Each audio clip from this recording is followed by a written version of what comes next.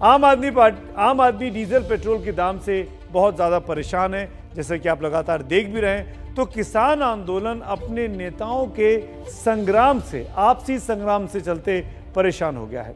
पंजाब के किसान नेताओं में इसी बात पर इन दिनों ठन गई है कि वो नेताओं को चुनाव प्रचार करने देंगे या नहीं करने देंगे।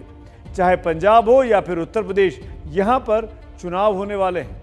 नेताओं की सरगर्मी के बीच इस बात पर किसान नेता भिड़े हुए हैं कि इन नेताओं को चुनाव लड़ना चाहिए या नहीं लड़ना चाहिए, चुनाव प्रचार करने देना चाहिए या नहीं करने देना चाहिए। देखिए मेरे सहयोगी जगविंदर पटियाल की ये एक्सक्लूसिव रिपोर्ट।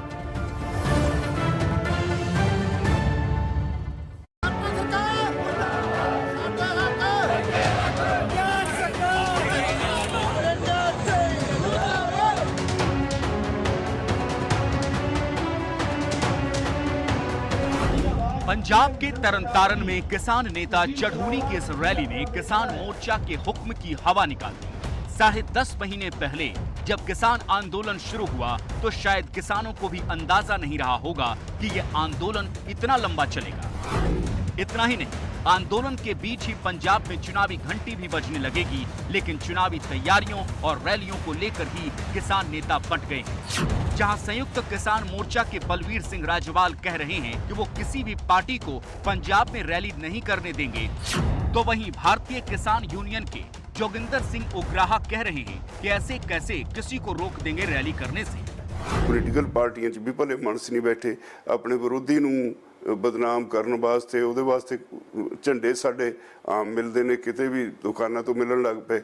ਝੰਡੇ ਸਾਡੇ ਫੜਨੇ ਆ, 4 ਬੰਦੇ ਨਾਲ ਲੈਣੇ ਆ, ਕੋਈ ਕਿਸੇ ਨੂੰ ਘੇਰਦਾ ਫਿਰਦਾ, ਕੋਈ ਕਿਸੇ ਨੂੰ ਘੇਰਦਾ ਫਿਰਦਾ है। देखिए ये तो उन लोगों ने कहा ना, उनको कहा है, वो तो उनसे उनके सवाल पूछा जा सकता है, हम तो उसका बारे में कुछ नहीं बोलते। राज्यपाल संयुक्त किसान मोर्चा की 9 सदस्यीय कमेटी के बड़े नेता हैं, तो जोगिंदर सिंह उग्राहा पंजाब के मालवा में सबसे प्रभावशाली किसान संगठन के नेता हैं।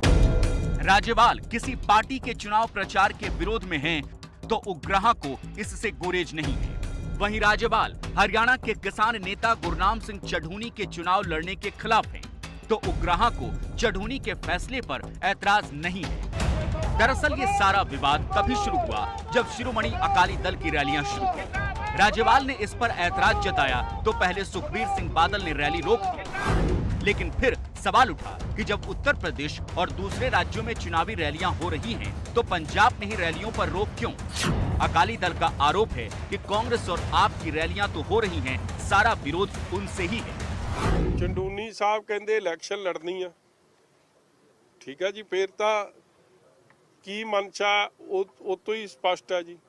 ਅੱਜ ਉਹ ਪ੍ਰੋਗਰਾਮ ਕਰ ਰਹੇ ਆ, ਬਾਕੀਆਂ ਨੂੰ ਰੋਕਤਾ ਹੈ। ਆਲਰੇਡੀ ਅਸੀਂ ਤਾਂ ਇਹ ਵੀ ਮਹਿਸੂਸ ਕਰਦੇ, ਕਾਂਗਰਸ ने भी प्रोग्राम करते हैं।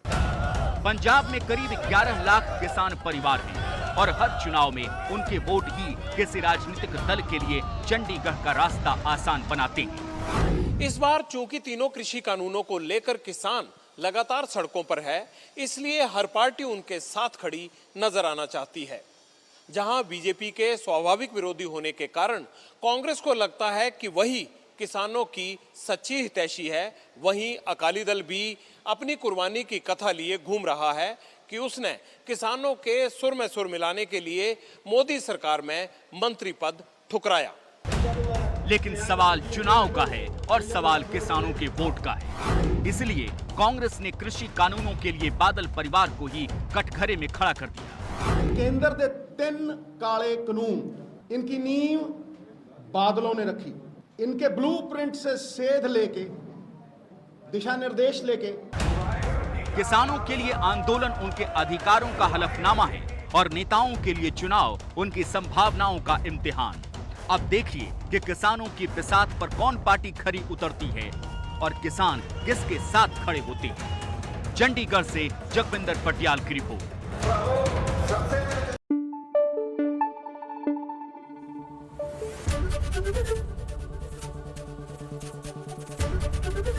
एबीपी न्यूज आपको रखे आगे।